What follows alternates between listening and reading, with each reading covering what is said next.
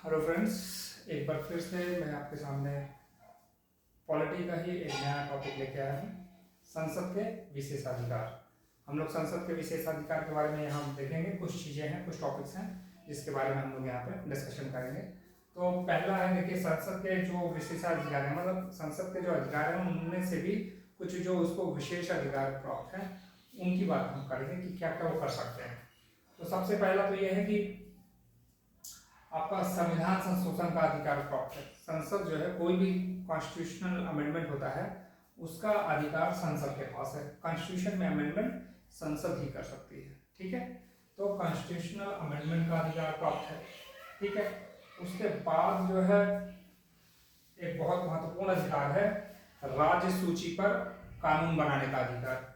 संसद को राज्य सूची पर कानून बनाने का अधिकार प्राप्त है। राज्य सूची पर सामान्यतः कानून बनाने का अधिकार जनरली जो है वो राज्य को मिलता है, बट कुछ विशेष परिस्थितियों में ये अधिकार संसद को भी दिया गया है कि वो राज्य सूची पर कानून बना सकते हैं। क्या क्या है वो कंडीशंस?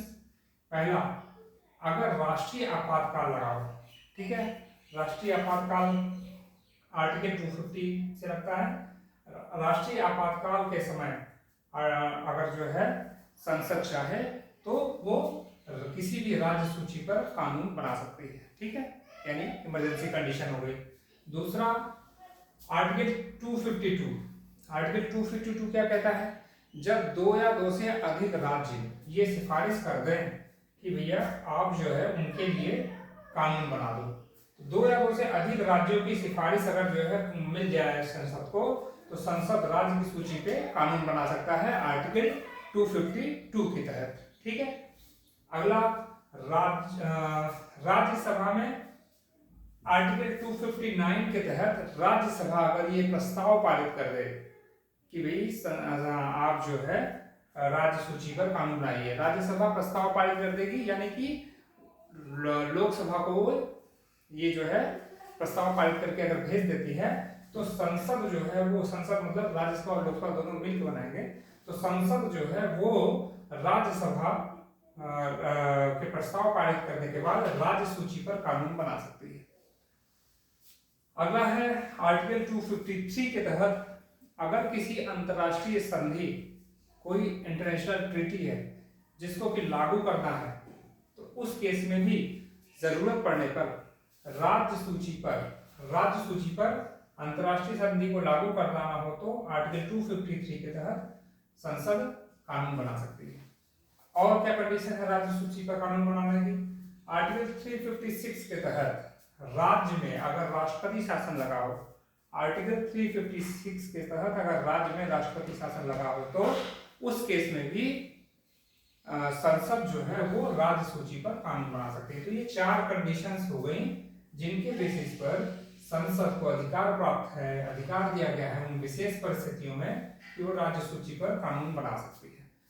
अब एक और अधिकार है, जब राज्यों का गठन किया जाता है, गठन के संबंध में अगर कोई कानून बनाना है, राज्यों के गठन के संबंध में अगर कोई कानून बनाना है तो वो अधिकार भी संसद के पास प्राप्त है। अगला क्या है? आर्टिकल 259 के तहत अवशिष्ट सूची हम जानते हैं हमारी सूचियां, है ना। तो अवशिष्ट सूची जो होती है, ऐसे विषय जो न राज्य सूची और न तो केंद्र सूची में आते हैं, उन विषयों पर भी आर्टिकल 259 के तहत संसद कानून बना सकती है, ठीक है। विधान परिषद के गठन और उसके उत्साधन, यानी किसी भी राज्य के विधान परिषद में गठन करना हो या उसको खत्म करना हो, तो आर्टिकल 169 के तहत ये अधिकार भी संसद के पास है, ठीक है। इसी तरीके से राष्ट्रपति के महाभियोग का अधिकार भी संसद के पास है। आर्टिकल 61 के तहत राष्ट्रपति पे इम्पीचमेंट का अगर मोशन लगाया जाता है तो वो अधिकार भी संसद के पास है, संसद के थ्रू ही वो इम्पीचमेंट प्रोसेस होता है। तो ये हमारे इंपॉर्टेंट कुछ संसद के विशेष अधिकार हैं जिनके बारे में हमने यहाँ पे चर्चा की है। तो इसको हम आगे और विस्तार से देखेंगे नए टॉपिक में अगली क्लास में। तो इसको आप जो है देख लीजिए अच्छे से, और लाइक कीजिए, सब्सक्राइब कीजिए चैनल को, शेयर कीजिए कंटेंट को, और अपने सजेशंस भी दीजिए। अभी के लिए थैंक यू।